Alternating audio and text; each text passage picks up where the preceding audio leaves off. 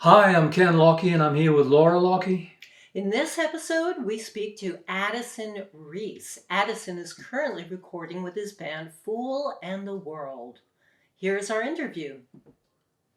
Thanks, Addison, for coming to Heart Rose Club to talk with us today. Thanks. Tell us about your background and music experience. I got started playing violin when I was like 7. Yeah? I think one of my earliest memories was hearing some fiddle music in the house we lived in until I was like 5 in Hillwinds up in Brattleboro. And then growing up around Brattleboro, we had a really strong music scene, I guess you could say. Yeah, there's a lot of players around here. Yeah, I've been singing from a very young age. Decided I wanted to be a punk rocker, and I got a bass guitar for my 14th birthday. Mm-hmm. Taught myself that, and then I taught my friend how to play that, and got a acoustic guitar and an electric guitar, and then we started a pop punk band. Who are your pop punk idols or guides? I loved Blink-182, that pop punk template for like intro, verse 1 happens 2 times, chorus, verse 2 happens once, chorus, bridge, chorus times 2, outro. Yeah. And so I wrote a lot of songs with that formula. That template? Yeah. Did you get much training or education? Nope. In college, I took 1 semester of music theory, Mm-hmm. and that gave me enough context to pretty much be able to figure a lot of stuff out. I mostly have always played by ear. So we saw you play up at Union Hall in Newfane earlier this year, and you had a very kind of dynamic kind of performance. Is that just rooted in kind of the early experience of like, these are how transitions happen in music, you know, these to get to a new place for a new piece and then back? So at this point, because now I've been writing songs for about 20 years, and I'd say a lot of the times the best songs have a life of their own where I don't really know. I don't intentionally plan how they're gonna be structured. Speaking to those transitions, a lot of that really is just intuitive and kind of magical, feels like when it'll be like the song's a concept, and I'm thinking of a couple songs in particular where maybe the first half of the song follows more of a typical structure, but then in the final verses or something it'll start to go off a little bit and have these things that like wrap around and loop back on themselves. And for some of those songs, I really don't know what's going to happen until it gets there.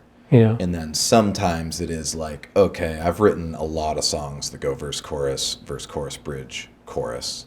So how can I make this a little different? What if the bridge is a key change or something?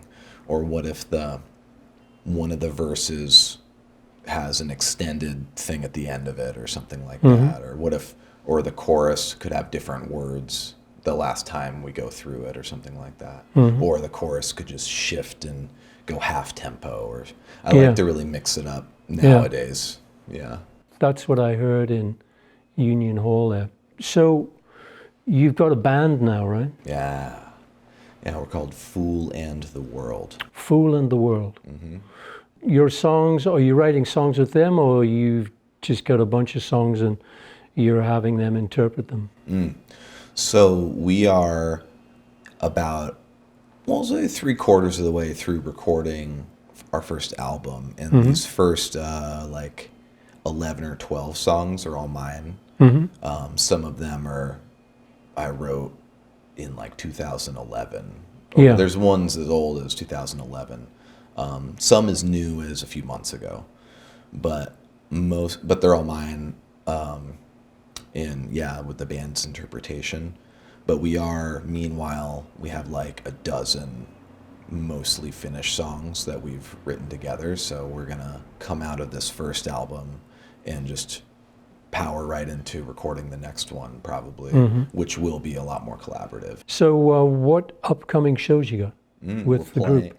So we're playing here. Right here. Yep, at the Heart Rose on Halloween, October 31st. Yeah, we're going to come Thursday. actually and shoot that. And we're playing with one of Johnny's bands, Cousin Greg. And then the other band's called Coffin Flop. So you're 3/4 of the way through recording. Where are you recording at? We're recording at a longtime friend, Monty Arnstam. His studio is called 1357 Studios in Bernardston, Mass. Okay. Yeah, so he's got a really nice studio. He and his business partner, super pro studio. They have and Monty's a drummer, so there's 20 drum sets and tons of amps and a lot of really nice gear. And Monty's just, super good attention to detail, great producer. And this is my first time going to the studio. I thought it was a solo project at first before the band came together, but it's my first time going really with my songs. Because I was in a band with my ex-wife for about 9 years. Yeah. And we went to the studio a couple times recording those songs, the Love Sprockets, but those were all stuff we wrote together for the most part. Yeah. And so a lot of these songs on this first album feel kind of like they were forgotten for the whole Love Sprockets era, because I wrote some before the Love Sprockets started, and then they just didn't fit with what we were doing musically, so then they've just been on the shelf for a decade. So so there's something feels poetic about recording this first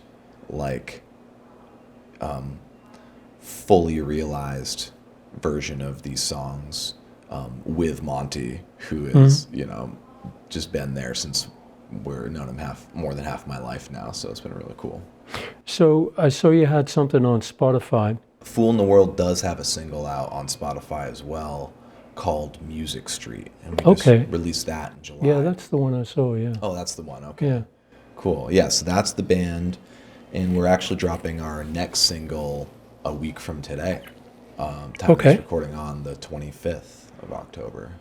Is that through a label, or is that just kind of... we're just releasing it ourselves. Yeah, and distributing ourselves. Here's Addison performing with his band, Fool and the World, their song, The Root. Yeah, it's time for a journey here.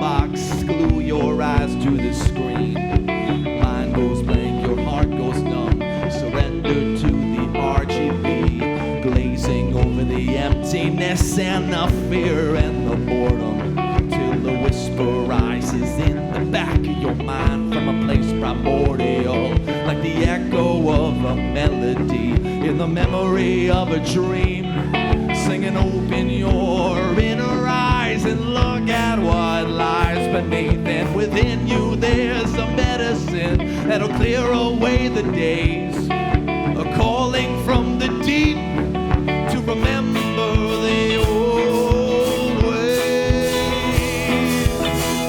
Yeah, we gotta get you back to the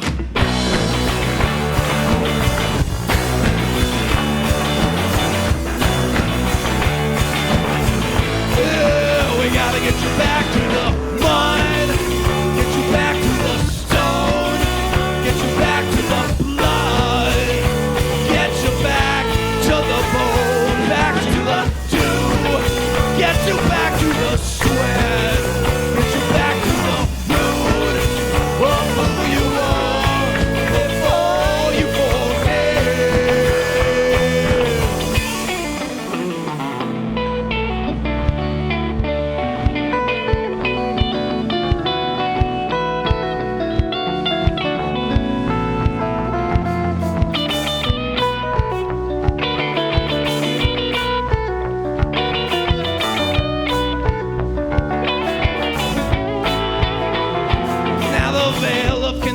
this reality phrase before your eyes. You do the same as you always done, but it feels like you're in disguise. And your fractal thoughts got you wondering about your mental health. But a year in the mirror, and layer by layer, you peel away the mask that hides your true self, and the numbers follow everywhere. Your intuition leads. Careful who you say it to. Your brain ain't sure what to believe in. This quantum wave, collaborative, holographic covenant, open access data field where everything you feel is real. Yeah, we gotta get you back to the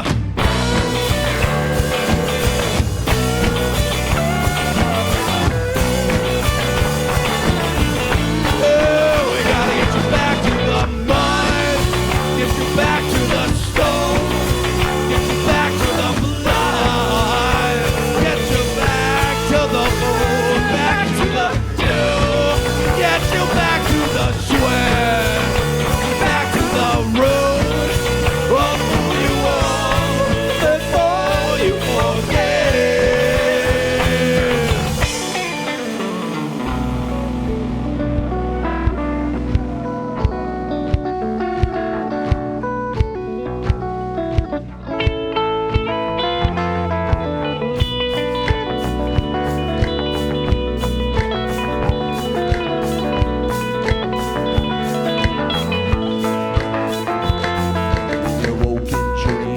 Reflects the story of your soul. Is she a myth or is she true?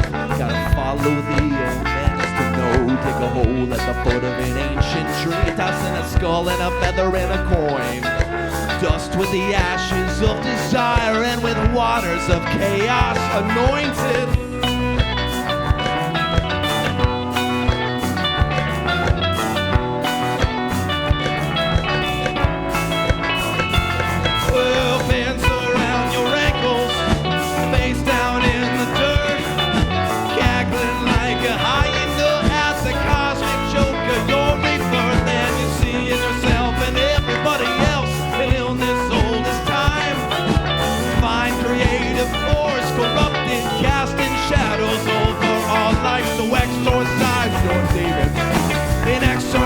Your will, learn to rise the current, learn to make the water still.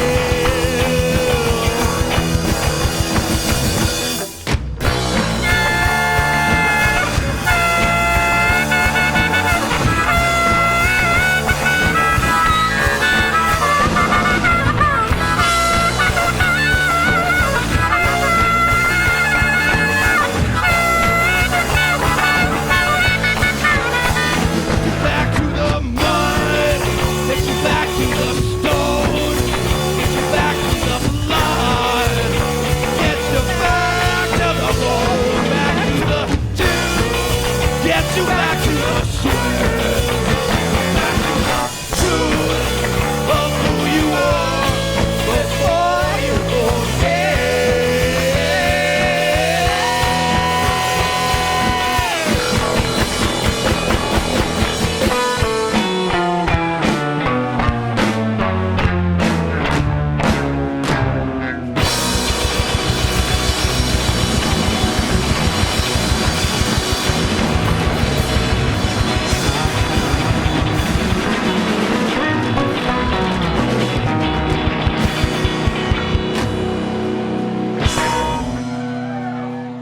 So for your production process, you're a producer, you rehearse a song with him, or you play it, he gets the idea, and then you break it down, or how does it work?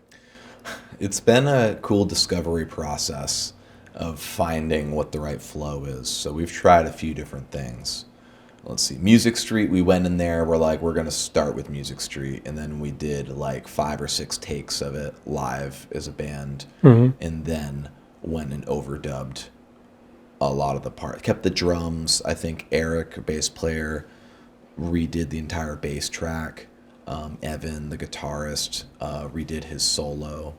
and then added like piano layers and Yeah. layered in all the harmonies. We just went and played it instrumentally first and then layered everything else for that one. But then after that, we've tried all sorts of stuff where it'd go and just play 5 takes in a row of a different song and just never got one that we liked as a bass line layer. And we're like, okay, well, we just spent the whole day doing that and it didn't work. So now what we're settling on, our process is we pick the 3 or 4 songs that we want to focus on, and then rehearse those like crazy. And then we go and just play through them all one at a time, like a set. If we have a take of one of those where it's like the energy's right and the drums are perfect, basically, then we'll take that, and then the next time we come in and start layering everything, I'll go and record the vocals probably next, because Eric, at least the bass player, really likes to like my evocative vocals helps him dig more into and feel the song. His performance. Yeah, it's less mathematical and more like feeling. So, and then I'll probably do another vocal take at the end just because I'm a perfectionist. So what's your release target? You've got a single coming out next week, but the album is... we're shooting for February 2025 to February. release the full album. Yeah. Well, that's probably a good slot. You got a band, you made a record, so what next? Do you play to promote it, or? So I dropped out of college in 2010. Yeah. Because I went to college without knowing what I was doing with life, and it became very clear to me that my purpose in this life is to be connecting people through music and facilitating connection and compassion and empathy through music. And it's like performing is the thing I love to do the most, and the most spiritually enlivening thing I can possibly do. Since I was 14, I want to play for stadium. The idea with this album, I got into the marketing stuff by happenstance, just because it was like, oh, well, this is something I should learn if I want to actually be playing for all the people and doing, like having this music reach people.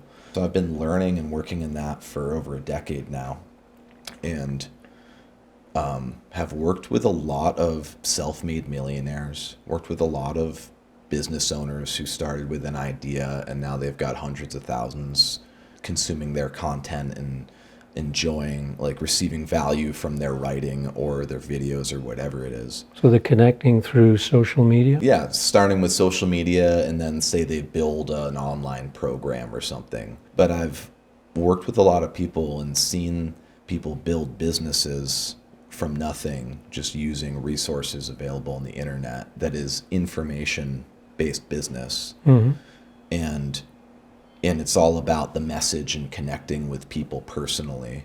There's no reason why this album couldn't reach hundreds of thousands of people, if not millions of people. My plan is to run a crowdfunding campaign in the next few months, leading up to the release of the album, to try to accumulate the resources to make a big push with this album and get it out to as many people as possible, more people than I've ever reached with my music. Is there an aspect of that plan that includes events and performances? Once we have the album out, we want to just book shows and play as many shows as we can, and it's all this chicken or the egg stuff of, like, in order to be desirable for a venue to want to book you, you need followers. Exactly. So my hope is to be able to juggle all those aspects, to be investing in growing the online reach and the followers, and then going to venues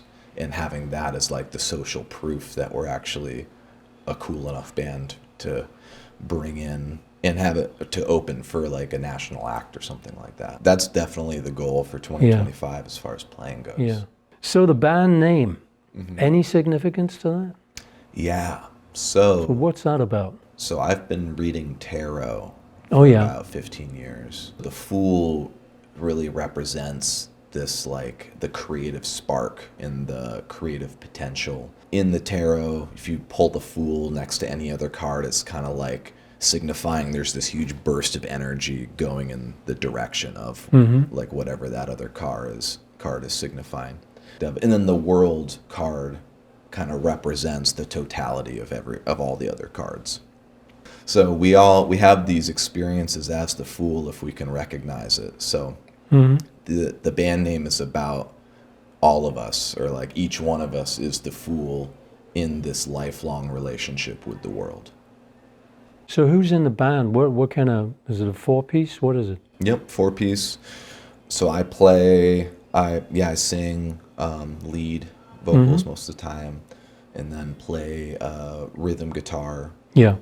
and harmonica. And in our newer material, I branch out into some more. I have a 5-string viola, so I'll play more of that. Oh, really? A 5-string viola? Yeah, so it's like a viola with a high E string, like a violin. So yeah, so it's a big burly rock violin. Then we've got Dagan Selbach Broad on drums and vocals. And Dagan and I have been friends for about 13 years or so. Yeah. And we just reconnected about a year ago, and then then jumped right into making music again. And then Evan Lincoln on lead guitar, vocals, and in the studio he's playing keys, like piano and organ as well. And Evan and I have been friends since we were 7. We went to elementary school together. He's played in a bunch of bands around here. Currently, he plays like keys in the Fantastic Partners is one of his projects. Yeah. Back, some people might remember Flabbergaster from about a decade ago. That was Evan's rock band. They're amazing around here. So Evan's fantastic. Evan knows the theory. I'm spoiled playing with these guys because they're all incredible musicians. Eric is our band baby.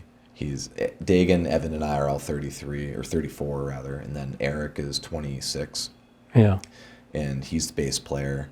He's what you might call a phenom. He's just like spent thousands of hours practicing scales and everything, and he's just unbelievable. Like, I've never seen anyone play bass like that before. And he sings as well. So everyone sings in the band. So we do a lot of big kind of Mumford & Sons vibe harmonies on all that stuff, but then bring more of Eric brings a lot of like Red Hot Chili Peppers kind of bass vibe to it. Yeah, so it's pretty cool.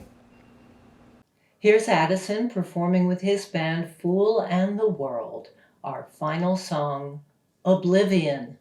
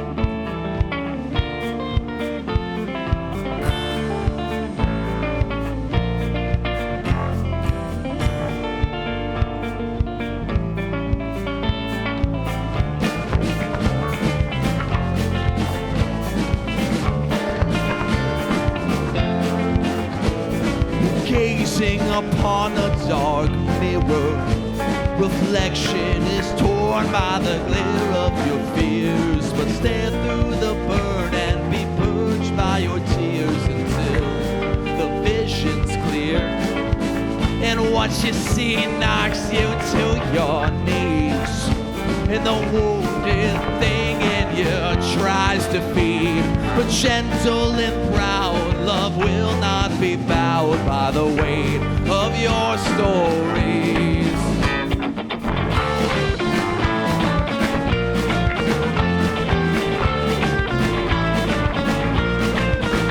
Well, there are no beginnings, there are no ends.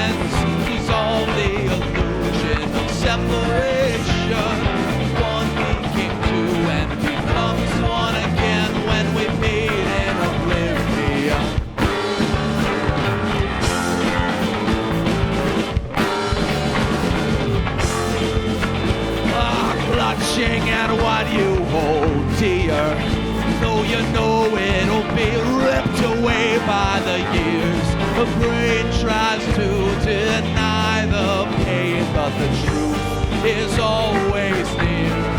Oh, we're all just dust in the wind.